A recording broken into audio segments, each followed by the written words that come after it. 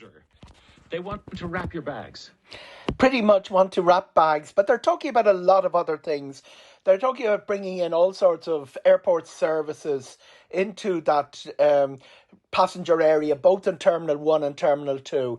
The idea would be weighing, the shrink wrapping of bags. Listeners will have seen this happen at airports around the world. Some airports make it mandatory, places like the Caribbean. It's sort of an anti-theft device. But they're also talking about lots of other services down the line, which will make it easier for passengers. But there's a mercantile, commercial end to it as well, because it's a franchise being offered by the airport.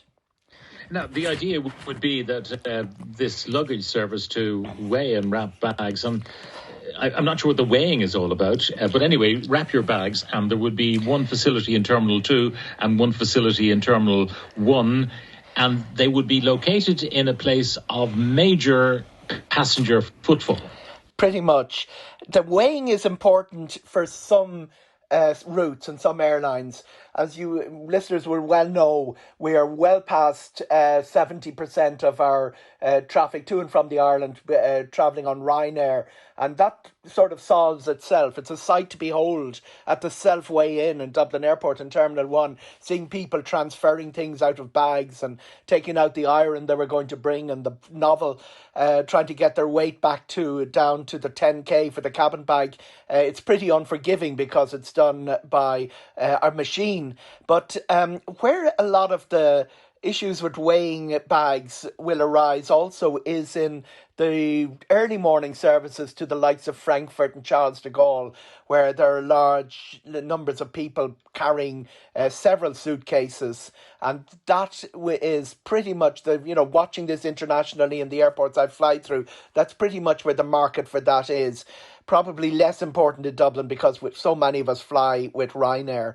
And they are talking about other things like attraction tickets. You're going somewhere, you want to buy your Heathrow Express or your London Dungeon. And interestingly enough, sleep pods. There is a sort of a sleeping facility. There's those lovely circular areas that sometimes show up in social media, people sleeping on them in Terminal 1.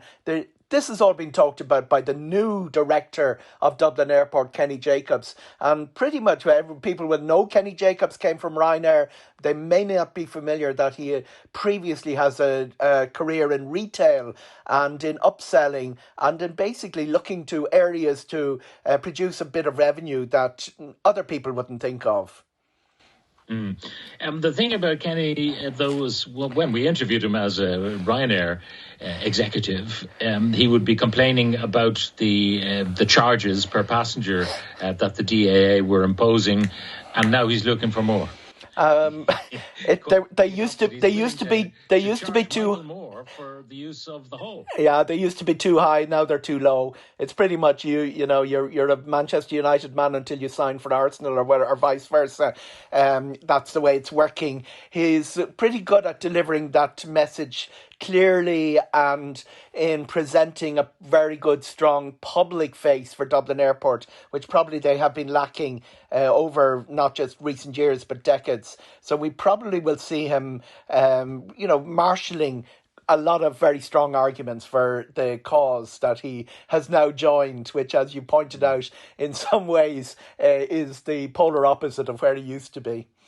All right, and he is confident that services, be it security or baggage, and baggage is the airline's area of competence or incompetence rather than the DAA's, but he's confident they can deliver a smooth service this summer. Pretty much, and I believe very much in that. They've staffed up. They're going to be staffing up to a level of nearly 1,000 security staff for the summer with part-timers. The big problem, it's only in retrospect, Pat, we learn how bad things got in the summer. One of the major problems was trainers. They were getting recruits all right, but they didn't have the people to train them up. They also had a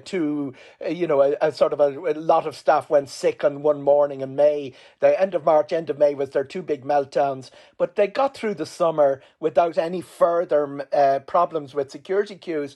There is something that has to be pointed out. The bar has been moved.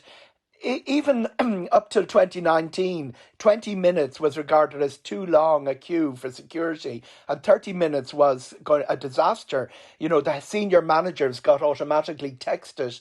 We haven't got back to that. And the key where, you know, by Dublin Airport's own terms, will they get back to where 20 minutes is the maximum anyone has to queue for the summer? That remains to be seen.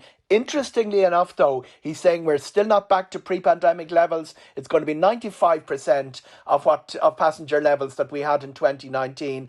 And maybe that might be, you know, a little bit cautious as a calculation goes. Well, yeah. Eoghan Corry, editor of Air Travel Magazine. Always a great pleasure, Pat. Thank you.